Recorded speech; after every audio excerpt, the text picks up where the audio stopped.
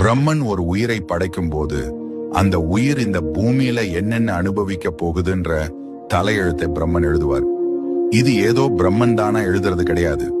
அந்த உயிர் முற்பிறவியில செஞ்ச நல்ல வினைகள் மற்றும் தீய வினைகளை கர்ம பலன் கணக்குல வச்சுதான் அந்த பிரம்ம லிபி எழுதப்படுது. ஒரு முறை படைப்பு கடவுளான பிரம்மன் முருகப்பெருமானை சந்திக்க சென்றார். அப்போது சிறுவனாக இருந்த முருகப்பெருமான் பிரம்மனிடம், நீர் படைப்பு தொழில் செய்கிறீரே, உமக்கு அதன் மூல மந்திரமான ஓம் என்ற பிரணவத்தின் பொருள் தெரியுமா என்று கேட்டார். படைப்பு கடவுளுக்கே அந்த ரகசியம் தெரியவில்லை. இதனால் கோபமடைந்த முருகன் பிரம்மனை சிறையில் அடைத்தார். பிரம்மன் சிறையில் இருந்த காலத்தில் உலகை படைக்கும் பொறுப்பை முருகப்பெருமானே ஏற்றார். அவர் உயிர்களை படைக்கும் போது ஒரு விசித்திரமான முறையை கையாண்டார். ஒவ்வொரு மனிதனின் தலையெழுத்தை எழுதும் போதும் கர்ம வினைப்படி அவர்கள் அனுபவிக்க வேண்டிய இன்ப துன்பங்களை பாதியிலேயே நிறுத்திவிடுவார். அந்த பாதி எழுத்து ஏன்? தேவர்கள் இதை கண்டு குழம்பி, முருகா, விதியை ஏன் முழுமையாக எழுதாமல் பாதியிலேயே விடுகிறீர்கள் என்று கேட்டார்கள். அதற்கு முருகப்பெருமான் சொன்ன பதில்தான் ஆன்மீக ரகசியம்.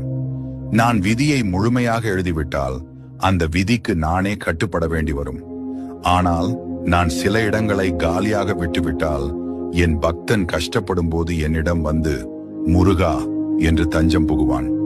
அவன் அப்படி சரணடையும் போது அந்த வெற்றிடத்தில் அவனுக்கு தேவையான நன்மைகளையும் அருளையும் நானே என் கையால் எழுதலாம் அல்லவா? அதற்காகத்தான் இந்த இடைவெளி. சிறையில் இருந்து விடுதலையான பிரம்மனுக்கு இந்த ரகசியம் தெரிந்தது.